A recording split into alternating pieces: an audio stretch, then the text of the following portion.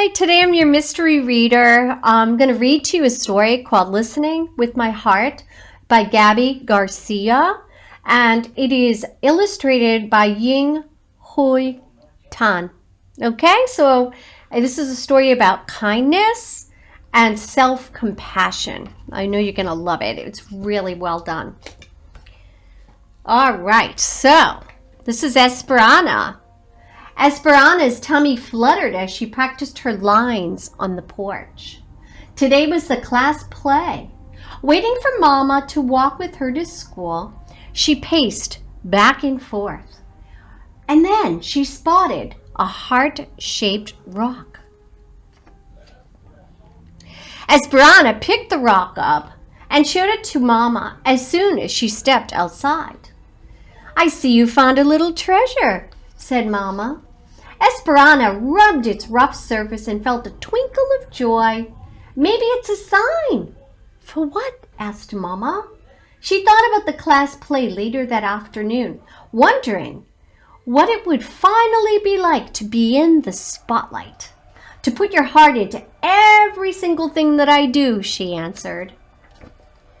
At that moment, they heard scratching and a soft cry. You can see who's under the deck there? Esperanza peeked under her stairs and spotted a kitty shaking and shivering.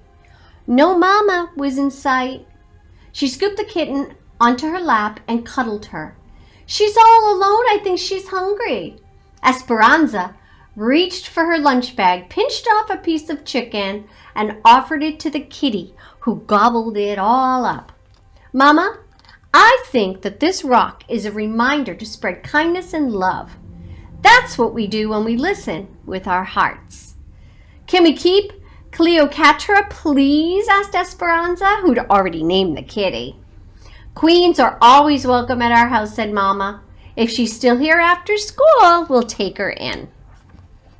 So at school, Esperanza was more focused on the play than on math or reading. Clutching her script during recess, she noticed Beo was sitting alone on a bench. He was new in school this week and he didn't speak very much English. She wondered if he felt lonely or scared. Esperanza found a soccer ball and kicked it over to him, but he doesn't look very happy, does he? A smile spread across his face. He stood, popped the ball in the air, and bounced it between his knee and his head a few times. "Hey, dude's got moves," thought Esperanza. They spent recess giggling and making up hand signals. Afterwards, Esperanza, see, she was working in her classroom here. She borrowed Mrs. Owen's English to Vietnamese dictionary, and she wrote "friend" in Vietnamese. And she drew a picture of Beo on her, and then she put that on his desk.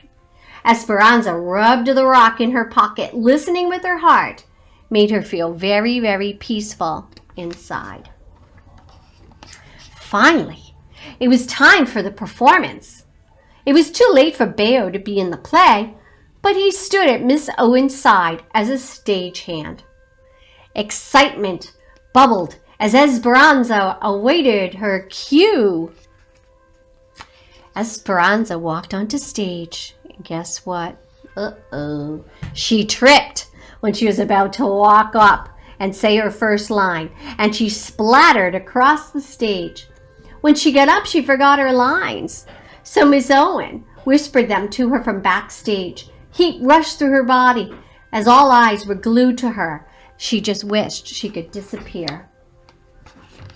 "I ruined the play," thought Esperanza, rushing off the stage as soon as she'd finished her part. "I messed up in front of everyone." She tucked herself in behind some props so nobody else would see her. And Esperanza noticed that her body was shaking and her face was still burning, and she took a deep breath and she dug the rock out of her pocket. It was cracked and lopsided, just how she felt. Esperanza touched her hand to her heart and felt the disappointment. Beo found Esperanza a few minutes later, and he handed her a drawing with the word "friend" written above it. Esperanza nodded. She hadn't been treating herself like a friend. Esperanza realized this wasn't the first time she'd been unkind to herself. At the soccer game last weekend, when she missed the ball that swooshed by her head and they lost the game, "Nice work," a player from the other team yelled, and the others laughed at her. Esperanza thought that she'd let her team down and was the worst soccer player in the whole world, thinking those thoughts had made her feel worse. At the curtain call, Esperanza reminded herself that she hadn't ruined the play. She had an accident, and accidents happen to everybody. Listening with her heart wasn't just about giving kindness and love to others. It's also about giving it to herself, too. I can be a friend to myself, thought Esperanza. When Esperanza got home, she focused on her favorite things. She zipped down the hill on her bike, and she spent the afternoon painting at the kitchen table. She also got a hug that she needed from her mama, and some cuddles from Cleopatra, her new kitty. So some days really stink, right? Not everything's going to go the way that you want it to, is it? No. You're going to get upset. And when this happens, you got to pause.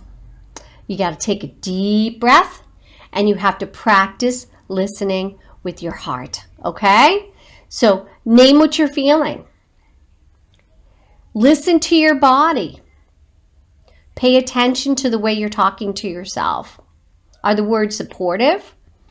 Are they understanding? Or are you being mean to yourself and rude?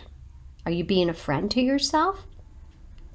When we treat others with the same kindness and understanding that we give to ourselves, then we're practicing self-compassion.